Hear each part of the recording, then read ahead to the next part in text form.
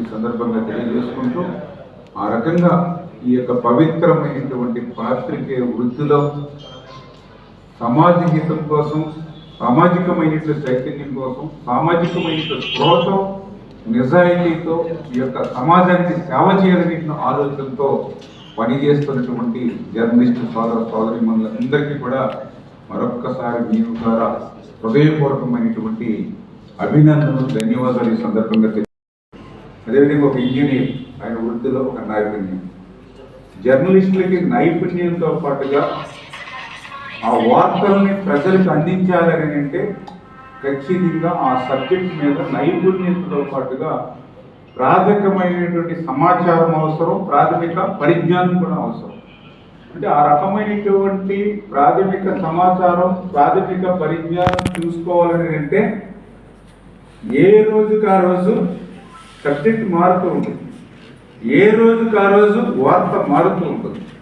అంటే మారేటువంటి ప్రతి వార్తలోనూ, మారేటువంటి ప్రతి సబ్జెక్టులోనూ ప్రాథమిక పరిజ్ఞానాన్ని పెంపొందించుకోవడం అని అంటే, ఎందుకంటే ఒక ఇంజనీరింగ్, ఒక డాక్టర్ వాళ్ళు ఏదైతే చదువుకున్నారో దాన్నే ఇంప్లిమెంట్ చేసుకుంటూ వెళ్ళిపోతుంటారు వాళ్ళ వృత్తిలో. కానీ ఒక పాత్రికేయ మిత్రుల్లో మాత్రం ఏ రోజుకి ఆ రోజు వార్తల్లో కానీ, ఏ రోజుకి ఆ రోజు సబ్జెక్టులను ప్రతిరోజు ప్రతి వార్తలను మనం పనిచేయడం అని అంటే నిజంగా ఇదంతా కూడా ఎప్పటికప్పుడు మనం అప్డేట్ అవుతూనే ఉండవలసినటువంటి పరిస్థితి.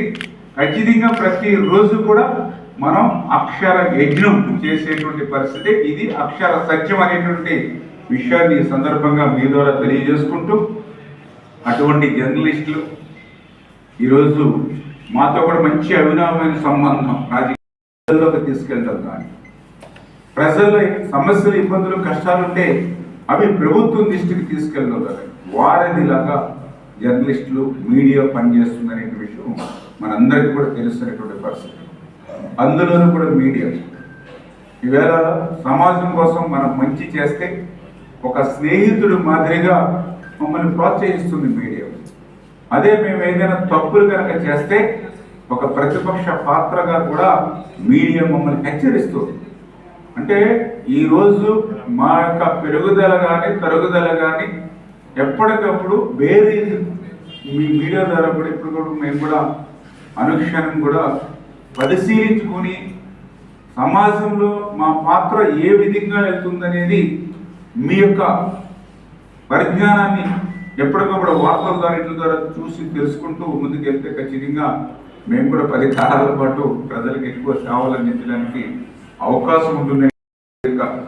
దేశంలో అత్యంత ప్రధానమైనటువంటి శత్రువు అభివృద్ధికి అవినీతి.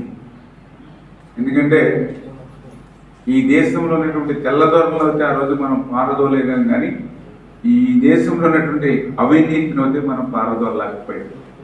అభివృద్ధికి ఆటంకంగా నిలిచినటువంటి అవినీతిని కొంత మేరైనా ఈవేళ ఈ దేశంలో కట్టడి చేయగలుగుతున్నాము అని అంటే, ఒక్కసారి తప్పు చెయ్యాలని అంటే 100 సార్లు ఆలోచించేటువంటి పరిస్థితి కొంత మేరని ఈ దేశంలో కలిగింది అని అంటే అది ఒక్క మీడియా ద్వారా మాత్రమే సాధ్యమైంది.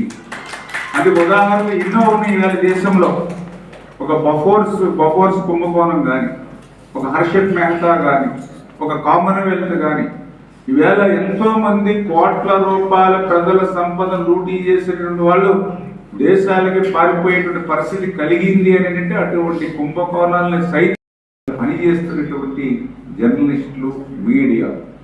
అటువంటి మీడియా కూడా ఈరోజు ఎప్పటికప్పుడు టెక్నాలజీని కూడా అనుసంధానం చేసుకుంటూ, ఎందుకంటే గతంలో కూడా నేను చూసేవాడిని, నేను కూడా చదువుకుంటున్నప్పుడు రోజుల నుంచి ఒక విద్యార్థి నాయకుడిగా నేను పనిచేసేవాడిని. ఆ విద్యార్థి నాయకుడిగా పనిచేసినప్పుడు కానీ, అదేవిధంగా కాలేజీలో అధ్యాపకుడిగా పనిచేసినప్పుడు కానీ చూస్తూ ఉండేవాడిని. ఆ రోజు వార్త అంటే మీరు వార్త రాసి అది కవర్లో పెట్టి దానికి సీల్ చేసి బస్ స్టాండ్కి వెళ్ళి బస్కి ఇచ్చేవారు. అది ఆ రోజుల్లో. ఈరోజు కొంత టెక్నాలజీ కూడా అంటే మారుతుంది కూడా. గతంలో అయితే ప్రింట్, తర్వాత ఎలక్ట్రానిక్, ఇప్పుడు మళ్ళీ సోషల్ మీడియా, వీటన్నింటినీ పోటీని తట్టుకుంటూ ఈరోజు మీరు ముందుకెళ్తూ ఉన్నారు.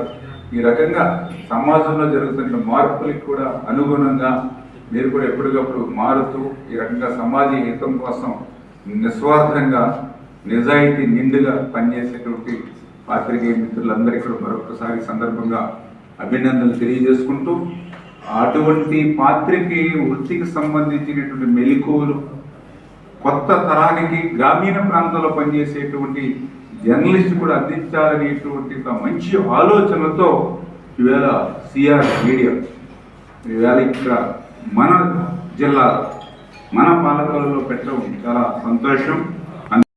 సహకరించినటువంటి మిత్రులకు అందరికీ కూడా మరొకసారి ధన్యవాదాలు తెలియజేసుకుంటూ సెలవు తీసుకున్నాం. Thank you.